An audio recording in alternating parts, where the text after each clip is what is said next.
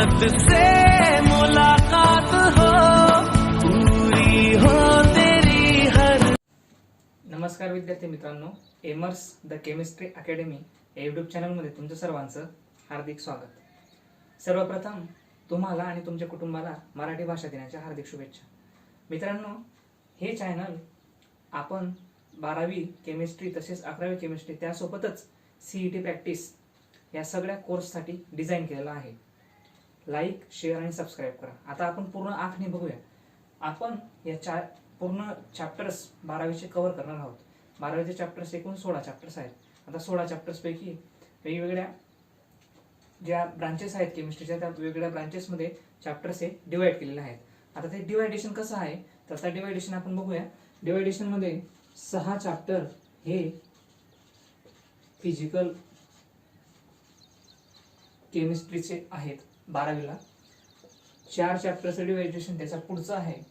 त्यानंतर उर्वरित अजून चॅप्टर्स आपण या ठिकाणी बघूया। तर या ठिकाणी 4 चॅप्टर्स परत 3 आणि 3 असं ते डिवायडेशन आहे पूर्ण। आता जर फिजिकल केमिस्ट्रीचे या ठिकाणी 6 चॅप्टर आहेत, त्यानंतर 3 चॅप्टर्स इनऑर्गॅनिकचे, 4 ऑर्गॅनिकचे आणि उरलेले 3 हे अप्लाइडचे। आता बघूया 4 ऑर्गॅनिकचे। ऑर्गेनिक केमिस्ट्रीचे 4 चॅप्टर, 6 चॅप्टर फिजिकल केमिस्ट्रीचे, 3 चॅप्टर इन ऑर्गेनिक केमिस्ट्रीचे आणि 3 अप्लाइड केमिस्ट्रीचे। तुम्हा सगळ्यांना नोन आहे फिजिकल, जे बऱ्यापैकी 11वीला पण झालेलं आहे। ऑर्गेनिक केमिस्ट्री त्याचाही पार्ट झालेला आहे, म्हणजे इंट्रोड्यूस झालेले या दोघं ब्रांचेस बद्दल। आणि इनऑर्गॅनिक केमिस्ट्री हे पण माहिती। अप्लाइड हा पार्ट वेगळा आहे तुमच्यासाठी, म्हणजे काहीतरी नवीन आहे। अप्लाइड मध्ये काय असतं की जसं की बायोमॉलिक्यूल, पॉलिमर असेल, ह्या सगळ्या गोष्टी तिथं असतात। आता अप्लाइड केमिस्ट्रीमध्ये पॉलिमरचं एक जस्ट एक्झाम्पल म्हणून तुम्हाला देऊ शकतो की पॉलिथिन जी राहायची आपली, polythene bag, carry bag polythene, तर अजूनही आहे पण आता थोडं कमी प्रमाणात झालेली। तर ती पॉलिथिन मी पॉलिमरचं एक ऍप्लिकेशन आहे। पॉलिमरच्या कन्सेप्ट पासून ती पॉलिथिन बनवली जाते, ठीक आहे। अशा पद्धतीचे ते अप्लाइड केमिस्ट्री आहे। बायोमॉलिक्यूलचे पुढे अजून काही वेगवेगळे अप्लाइड इंडस्ट्रीमध्ये ऍप्लिकेशन्स आहेत, त्यामुळे हा अप्लाइड केमिस्ट्रीचा जो एक भाग आहे तो या ठिकाणी दिलेला आहे। फिजिकल बद्दल सांगायचं झालं तर फिजिकलमध्ये काही लॉज असतात फिजिकली, ज्या ठिकाणी काही प्रमाणामध्ये फिजिकल मध्ये फिजिक्सच्या काही कॉन्सेप्ट असतात। त्यानंतर बाकी याच्या कॉन्सेप्ट असतात, थोड्याफार मॅथमॅटिक्सचे काही इक्वेशन्स येतात। त्यासोबतच फिजिकलमध्ये एक फिजिकली ग्राफ, पूर्ण ग्राफवरती डिफाईन केलेला त्या ठिकाणी तो कॉन्सेप्ट असतो। आणि ऑर्गॅनिकमध्ये सांगायला गेलं तर कार्बनशी रिलेटेड सगळ्या गोष्टी, म्हणजे कार्बनच्या काही कार्बन कंपाऊंडच्या काही प्रॉपर्टीज असतील, त्यांचे मेकॅनिझम असतील, त्या गोष्टी या ठिकाणी असतात। आणि इनऑर्गॅनिकमध्ये तर विदाऊट कार्बन जे काही त्या ठिकाणी आपण समजू शकतो की जे मॉलिक्युल्स असतात, म्हणजे विदाऊट कार्बन काही कॉम्प्लेक्सेस असतात, मेटल, नॉन मेटल किंवा पिरियोडिक टेबलचे पूर्ण स्टडी असेल, त्याच्यात सुद्धा पुढे, त्यापेक्षा पुढे जाऊन अजून सुद्धा काही स्टडी या ठिकाणी असतो। आपल्याला 12वीच्या लेवलला ह्या 4 ब्रांचेसमध्ये पूर्ण 16 चॅप्टर्स कव्हर केलेले आहेत। आता हे तर प्रत्येकी ब्रांच बद्दल झालं, पण आता त्याच्या व्यतिरिक्त एक सेपरेटली एक चॅप्टर बद्दल कशी आखणी असेल कोर्सची हे सांगून देतो अगोदर तुम्हाला। यामध्ये सपोज केलं जर सॉलिड स्टेट आपण चॅप्टर कव्हर करायचा विचार केला, तर मग सॉलिड स्टेटमध्ये आपण सगळ्यात अगोदर पूर्ण टीचिंग करून घेऊ। टीचिंग केल्यानंतर सॉलिड स्टेटमध्ये जे काही उरलेले न्यूमेरिकल्स असतील ते देखील टीचिंग करताना बघू। आणि न्यूमेरिकल झाल्यानंतर सगळ्यात लास्टला जेव्हा ते बोर्ड्सची रिलेटेड काही क्वेश्चन्स असतात ते डिस्कस करू, की बोर्डमध्ये कशा पद्धतीचे 1 मार्क्स असेल, 2 मार्क्स असेल किंवा 3 मार्क्स असेल, जसे जसं 4 मार्क्स असेल, अशा पद्धतीचे एक्झाम्पल्स किंवा जे क्वेश्चन्स असतात ते कशा पद्धतीने विचारले जातात। आणि त्यासोबतच आपण अजून जे सगळ्यात अगोदर जे सॉलिड स्टेट चॅप्टर सपोज केला जर आपलं कव्हर झालं, तर मग त्याच्या लास्टला आपण सीईटीचे एक्झाम्पल्स कव्हर करण्याचा प्रयत्न करू, जे सीईटीच्या लेवलचे असतील त्या चॅप्टरशी रिलेटेड, अशी पूर्ण आखणी असेल। आणि सपोज जर ते सीईटीच्या लेवलचे क्वेश्चन त्या चॅप्टर संपल्या जर कव्हर नाही झाले, तर त्याच्यासाठी एक सेपरेट प्लेलिस्ट व्हिडिओजची तयार होईल, म्हणजे चॅप्टर 1, 2, 3, 4, 16 पर्यंत। मग ती प्लेलिस्टमध्ये तुम्ही जाऊन त्या ठिकाणी तो व्हिडिओ वॉच करून ते एक्झाम्पल्स जे रिलेटेड असतील, जे एमसीक्यूज असतील, सीईटी साठी यूज होणार आहे किंवा सीईटी साठी खूप कामी येणार आहे, ते एमसीक्यूज त्या चॅप्टरशी रिलेटेड तिथं पाहू शकतात. आता ही 12वीची 11वीची आणि सीईटीची अशा 3 प्लेलिस्ट असतील. म्हणजे पहिले आपण आता 12वी स्टार्ट करणार आहोत, त्यानंतर 11वीचे पण काही व्हिडिओज येतील आणि सीईटीचे पण त्याच पद्धतीने व्हिडिओ येतील. आता हे तर टोटली पूर्ण स्ट्रक्चर झालं, कोर्सचं कसं स्ट्रक्चर असणार आहे. 3 प्लेलिस्ट असतील, 11वी 12वी आणि सीईटी. पण आता पर्टिक्युलरली 12वी बद्दल जर बोलायचं झालं तर 12वी बद्दल कसं बोलता येईल, म्हणजे 12वीचे क्वेश्चन पेपरचं एक छोटंसं आपण एक जनरल कसं स्ट्रक्चर किंवा कसं अनालिसिस आहे ते बघून घेऊ. म्हणजे तुम्हाला पूर्ण पुढचा प्लॅन आणि पूर्ण जी पुढचं स्ट्रक्चर आहे ते पूर्ण लक्षात येऊन जाईल. त्याच्यामध्ये तुम्हाला टोटल 70 मार्काचा पेपर सॉल्व्ह करायचा आहे. या 70 मार्काच्या पेपरमध्ये तुम्हाला ए, बी, सी आणि डी हे ए बी सी डी हे 4 सेक्शन सॉल्व्ह करायचे. सेक्शन ए मध्ये क्वेश्चन 1 आणि क्वेश्चन 2 असे 2 क्वेश्चन असतात. त्याच्यामध्ये जो पहिला प्रश्न असतो तो एमसीक्यूचा असतो. या ठिकाणी तुम्हाला 10 एमसीक्यू असतात 10 मार्क्ससाठी. मार्क्स किती असतात त्याला पण 10 एमसीक्यू सोडायचे 10 मार्क्ससाठी. 4 ऑप्शन असेल त्याच्यापैकी एक कुठलाही बरोबर असणार आहे. ठीक आहे. आणि हा जो सेक्शन आहे ए, याच्यामधला क्वेश्चन 1 जो आहे एकदम क्रीम सेक्शन आहे. कारण पूर्ण 16 चॅप्टरचा स्टडी केल्यानंतर त्याच्याशी रिलेटेड एमसीक्यू जिथं असतील आणि ते एमसीक्यू इझिली सॉल्व्ह करणं सोपं असतं थेअरी लिहिण्यापेक्षा. कारण की 4 एमसीक्यू पैकी तुम्हाला कुठला तरी एकच टिक करायचा असतो, तो राईट असतो. काही वेळेला फॉर्म्युले पण देतात तिथं डायरेक्टली ॲज इट इज. काही टायमाला थेअरी असते एमसीक्यूज मध्ये विचारलेली. हा सेक्शन तो झाला. त्याच्यानंतर 8 प्रश्न तुम्हाला 1 मार्क्ससाठी आहेत, ते तुम्हाला सोडवायचे. म्हणजे दोघं कंपल्सरी झाले. इकडे 10 सोडवायचे, इकडे 8 सोडवायचे. सेक्शन बी जो आहे तो सेक्शन बी तुम्हाला 16 मार्क्ससाठी आहे टोटल. आणि ह्या 16 मार्क्सच्या प्रश्नामध्ये तुम्हाला 12 दिलेले असतील, 12 पैकी किती 8 सोडवायचे आहेत. 12 पैकी किती 8 सोडवायचे आहेत. मग 12 पैकी जर 8 सोडवायचे असतील तर मग तुम्हाला ते सिलेक्ट करून घ्यायचे तसे की तुम्हाला कुठले 8 प्रश्न जमत आहेत तेच सोडवायचे. मग एका प्रश्नाला 2 मार्क्स असतील. हा सेक्शन बी सांगतोय आपल्याला. सेक्शन सी मध्ये काय असतंय, सेक्शन सी मध्ये 24 मार्क्स असतात पूर्ण सेक्शन सी ला. या 24 मार्क्स आपल्याला त्या ठिकाणी 12 प्रश्न असतात, त्यातून देखील 8 सोडवायचे असतात. म्हणजे ज्या पद्धतीने सेक्शन बी आहे सेम सेक्शन सी आहे. फक्त फरक एवढा आहे की सेक्शन बी मध्ये एका प्रश्नाला 2 मार्क्स आहेत आणि सेक्शन सी मध्ये एका प्रश्नाला 3 मार्क्स आहेत. म्हणजे तुम्हाला टोटल 12 पैकी 8 इथंही सोडवायचे, 12 पैकी 8 तिथं पण सोडवायचे. फक्त इथं मार्क गेन होताना प्रत्येक प्रश्नाला 1 मार्क जास्त भेटणार आहे. म्हणजे इकडे 2 मार्क्स एका प्रश्नाला असणार आहे, इकडे 3 मार्क्स एका प्रश्नाला असणार आहेत. असे पूर्ण section A B C cover झाले. सेक्शन डी बद्दल बोलत असताना एक सांगतो की इथं तुम्हाला 5 क्वेश्चन असतात, 5 पैकी 3च सोडवायचे असतात. पण एक प्रश्न हा तुमचा 4 मार्काला असतो. म्हणजे एक प्रश्न जर तुम्ही सॉल्व्ह केला तर 4 मार्क्स तर गेन होतात. आता हे 4 मार्क्स मग काही टायमाला बोनस मार्क्स सुद्धा आपण समजू शकतो. कारण काय असतं, काही टायमाला एक डायरेक्टली डेरिव्हेशन विचारून घेतात. मग तिथं एकाच वेळेला डेरिव्हेशन स्टार्ट टू एंड आपण सगळं डेरिव्हेशन तिथं उतरवतो आणि ते उतरवल्यामुळे 4 मार्क्स तिथं भेटणं शक्य होतं. पण मग ते 4 मार्क्स कम्प्लिटली आउट ऑफ कसे मिळतात, प्रत्येक एक स्टेप असते. जसं मी स्ट्रक्चर मांडलं ए बी सी डी अशा पद्धतीने स्टेप बाय स्टेप तुम्ही पूर्ण ते डेरिव्हेशन तिथं उतरवायला हवं. तरच तुम्हाला त्या ठिकाणी 4 मार्क्स भेटतील. कारण तो सेक्शन हा शेवटचा आहे आणि डी सेक्शन आहे, त्यामध्ये तुम्हाला 3 प्रश्न सोडवायचे आहेत.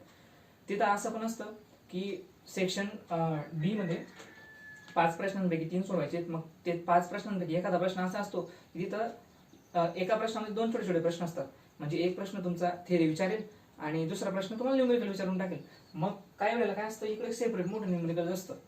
काही टायमाला डेरिव्हेशन असेल, काही वेळेला त्या ठिकाणी कॉन्सेप्ट विचारतील ते लोक, किंवा मग अजून जसं त्यांचं एक स्ट्रक्चर बनलेलं असतं त्या पद्धतीने विचारतात. पण हा जो सेक्शन आहे सेक्शन डी, हा सेक्शन टोटली पूर्ण 16 चॅप्टरच्या बेसिसवरती ते कुठले तरी 5 प्रश्न त्या ठिकाणी बनवलेले असतात आणि ते कव्हर होतात.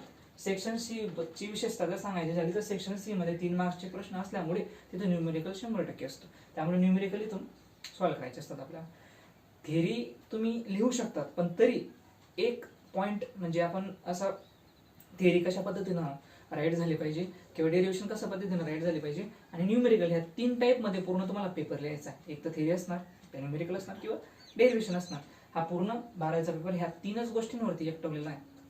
मग आता ह्या 3 गोष्टी लिहिण्याच्या पद्धती कशा आहे किंवा मग मला तरी स्वतःला जे वाटतं ते मी तुम्हाला सांगतो. कारण हे मार्चमध्ये होणाऱ्या केमिस्ट्रीच्या परीक्षेसाठी, बोर्डच्या परीक्षेसाठी आता जे विद्यार्थी ज्यांचा पूर्ण कोर्स स्टडी करून झालेला आहे पण ऍक्च्युअली ते प्रॅक्टिस करताय आता काही लोक, तर त्यांच्यासाठी हे कामी येऊ शकतं हे मला स्वतःला वाटतं. मी तुम्हाला ते स्ट्रक्चर सांगतो, ज्या स्ट्रक्चरमध्ये आपल्याला आता हे पूर्ण क्वेश्चन पेपरचं स्ट्रक्चर झालं. आता पुढचं स्ट्रक्चर काय आहे की क्वेश्चन पेपरचे 3 जे भाग आहेत की आन्सरचे जे 3 भाग आहेत की डेरिव्हेशन आन्सर असू शकतं किंवा मग थिअरी असू शकते आन्सर, मे बी न्यूमेरिकल असू शकतं.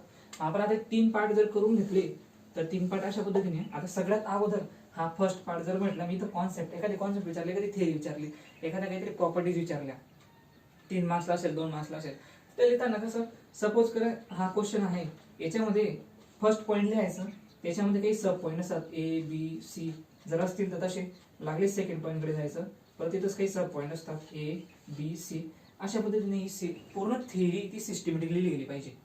जर ही थिअरी पूर्ण सिस्टमॅटिकली लिहिली गेली तर चेक करणारा एक्झामिनरला सोपं जातो, तो डायरेक्टली असे पॉईंट्स पाहतो, ओके मग तो मार्क्स देऊन तिथं मोकळा होतो आणि पुढे जातो, कारण प्रत्येक पॉईंटला मार्क्स असतात.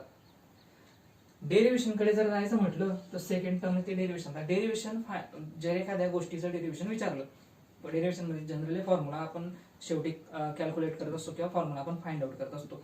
मग तिकडे जे स्टेटमेंट ते व्यवस्थित समजून घ्या आणि तिथं सुद्धा प्रत्येक स्टेपला जे जे काही भेटतंय, सपोज करा डेरिव्हेशन मध्ये हा इथपर्यंत इथून स्टार्ट केलं, या स्टार्टिंग पॉईंट आणि हा एंडिंग पॉईंट, या स्टार्ट टू एंडिंग पॉईंटला इथं कधी सपोज करा तुम्हाला एखादं इक्वेशन भेटलं तर इक्वेशन 1 नंबर नाव द्या, परत तिथं काही दुसरं इक्वेशन भेटलं तर 2 द्या. मग काही डेरिव्हेशन मध्ये काहीतरी उलट सुलट 1 आणि 2चं इक्वेट करून मग तिकडे इकडचा फॉर्म्युला तिकडे असं काहीतरी करून जे फायनल आन्सर भेटतं त्याला एक ब्रॅकेट द्या. ब्रॅकेट द्यायचं कारण हे की क्वेश्चन एक्झामिनर जो आहे तो एक्झामिन म्हणजे पूर्ण चेक करत असताना क्वेश्चन वाचेल आणि त्यानंतर काही स्टेप्स असतात ते बघेल मध्ये, आणि तो डायरेक्टली काय बघेल, फॉर्म्युला बघेल, म्हणजे याने फॉर्म्युला त्या ठिकाणी फाइंड आउट केलेला आहे आणि त्याच्यावरच्या काही स्टेप्स बघेल, स्टेप्सला पण मार्क्स असतात त्यामुळे. पण हे जे असतं हे सिस्टीम असते की आपण आपलं फाइंड आउट केलेला, आपण जर जे पूर्ण फाइंड आउट केलं त्याला आपण एक व्यवस्थित ब्रॅकेट केलं पाहिजे. हा आपल्या आन्सरचा दुसरा भाग, म्हणजे आपण जे जे काही बोर्डामध्ये जे आन्सर लिहिणार आहेत त्याच्यापैकी आपण एक तर थिअरी लिहिणार आहेत किंवा डेरिव्हेशन, आणि थर्ड आता आपण न्यूमेरिकलकडे वळू. न्यूमेरिकलमध्ये काय असतं मित्रांनो, न्यूमेरिकलमध्ये तुम्हाला सगळ्यात अगोदर दिलेलं जे न्यूमेरिकल ते व्यवस्थित वाचणं, त्याला लागणारा फॉर्म्युला तुमच्या मनात लगेच एक कल्पना करून घ्यायची की याला हा फॉर्म्युला लागू शकतो, कारण दिलेल्या गोष्टी असतात, थोडं वेगवेगळ्या पद्धतीचे काही रिलेशन्स असतात ते बघावे लागतात त्यांच्यामध्ये. ते बघितल्यानंतर तुम्हाला समजेल की तो फॉर्म्युला कुठला लागेल. सपोज तुम्हाला जर काही गिव्हन दिलेलं आहे, मग तुम्ही इथं असं अशा पद्धतीने गिव्हन त्या ठिकाणी अगोदर राईट करून घेतलं पाहिजे, कारण या ठिकाणी सेंटेन्स फॉर्म मधलं गिव्हन तुम्ही न्यूमेरिकल फॉर्म मध्ये इथं लिहिणार आहात गिव्हन. मग ते गिव्हन इथं लिहिल्यानंतर तुम्ही लगेच तिकडे सपोज करा तुम्हाला एक्स फाइंड आउट करायला लावलाय, मग लगेच फाइंड आउट साठी एक्स कव्हर करायचा. त्याच्यासाठी एक व्यवस्थितरित्या जो लागणारा निश्चित असा फॉर्म्युला लक्षात घेऊन तो फॉर्म्युला या ठिकाणी लिहिणे. ते लिहिल्यानंतर त्या फॉर्म्युलामध्ये किमती टाकायच्या, ज्या किमती असतात त्या किमती तर टाकून द्यायच्या. टाकल्यानंतर इकडे असं कॉर्नरला व्यवस्थित लॉग सॉल्व्ह करायचा, कारण हे न्यूमेरिकल सॉल्व्ह करत असताना प्रत्येक किंमत अचूक असायला पाहिजे आणि ती अचूक उत्तर येण्यासाठी लॉग पण अचूक असायला हवा. आणि लॉग मध्ये जर इकडे अशी गर्दी झाली तर मग ते चुकायला बसतं तिकडे, ठीक आहे, चुकतं ते बऱ्यापैकी, आणि ते चुकल्यामुळे पूर्ण न्यूमेरिकल त्या ठिकाणी वेस्ट होतं. सगळ्यात लास्टला ज्या वेळेला न्यूमेरिकल सॉल्व्ह होतं त्यावेळेला तुम्हाला एक गोष्ट करणं गरजेची, ती म्हणजे सपोज करा तुम्ही जर फोर्स फाइंड आउट केला तर हा फोर्स आहे, सपोज करा तर फोर्स मध्ये जे काही असेल ते फोर्सची व्हॅल्यू आणि लागलीच त्या फोर्स त्या ठिकाणी युनिट दिलं गेलं पाहिजे. किंवा सपोज करा तुम्ही काही दुसरी क्वांटिटी फाइंड आउट केली, सपोज करा तुम्ही कायनेटिक एनर्जी फाइंड आउट केली, तर कायनेटिक एनर्जी फाइंड आउट केल्यानंतर तुम्ही त्या ठिकाणी ती युनिट दिलं गेलं पाहिजे. आता हे जस्ट एक्झाम्पल म्हणून सांगितलं, पण न्यूमेरिकल केमिस्ट्रीत पण असतात, फिजिक्स मध्ये तर बऱ्याच प्रमाणात असतात, पण केमिस्ट्रीमध्ये फिजिकलचा भाग हा बऱ्यापैकी न्यूमेरिकलने भरलेला आहे. बाकी ठिकाणी देखील थोड्या प्रमाणामध्ये न्यूमेरिकल असतील, ते बघितलं गेलं पाहिजे.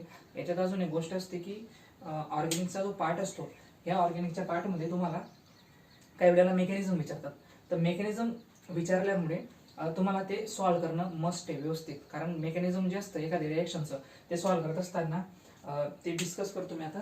तर मेकॅनिझम जेव्हा तुम्ही सॉल्व्ह करता बोर्ड्सच्या पेपरमध्ये, तर अशा पद्धतीचा आपला जो पेपर असतो, ह्या पेपरमध्ये तुम्ही व्यवस्थितरित्या इथं मेकॅनिझम कसं सॉल्व्ह केलं गेलं पाहिजे. सपोज करा इथून आपलं मेकॅनिझम स्टार्ट झालं, इकडे ब्रॅकेट अशा पद्धतीने व्यवस्थित मेकॅनिझम, असं नको की अर्ध झालं लगेच खाली कंटिन्यू करायचं असेल तर तशा पद्धतीचे ॲरो तिथं आपण दिले गेले पाहिजे, जेणेकरून समोरचा एक्झामिनर इझिली ते चेक करू शकतो. बस एवढंच जे पूर्ण सांगायचं होतं ते झालं. आणि 11th बद्दल पण आपण पुढचे काही बघणार आहोत काही व्हिडिओज, त्यामध्ये ह्या सगळ्या गोष्टी कव्हर होतील. आता तुम्हाला जर व्हिडिओ आवडला असेल तर शेअर करा, लाईक करा आणि सबस्क्राईब करा. येणारे व्हिडिओ, आता जो पुढचा व्हिडिओ असणार आहे तो सॉलिड स्टेट हे 12th चॅप्टर इथं स्टार्ट होईल, त्याचं इंट्रोडक्शन आणि त्याच्याशी रिलेटेड पुढचे काही पॉईंट्स, आणि मग ते कंटिन्यू चालेल. आणि त्यानंतर आपण 11th कडे पण वळू. 11th पण एक प्लेलिस्ट, तिघांचे वेगवेगळ्या प्लेलिस्ट असतील. 11ची प्लेलिस्ट, 12ची प्लेलिस्ट आणि CETची प्रॅक्टिसची प्लेलिस्ट असेल. नोट्स काढण्याचा प्रयत्न नक्कीच करतो. त्याच्यानंतर अजून सगळं कम्युनिकेशन एकदम सोपं व्हायला हवं, त्यामुळे कॉन्टॅक्ट नंबर पण माझा स्वतःचा वेगवेगळ्या प्लॅटफॉर्मवरती मी आता देतोय. त्यासोबत एक व्हॉट्सॲप ग्रुप, त्यासोबतच टेलिग्राम ग्रुप बनवण्याचा प्रयत्न करतो. सगळ्यात अगोदर इंट्रोडक्टरी व्हिडिओ तुम्हाला समजला असेल तर नक्कीच शेअर करा, सबस्क्राईब करा, लाईक करा. उड़ जाए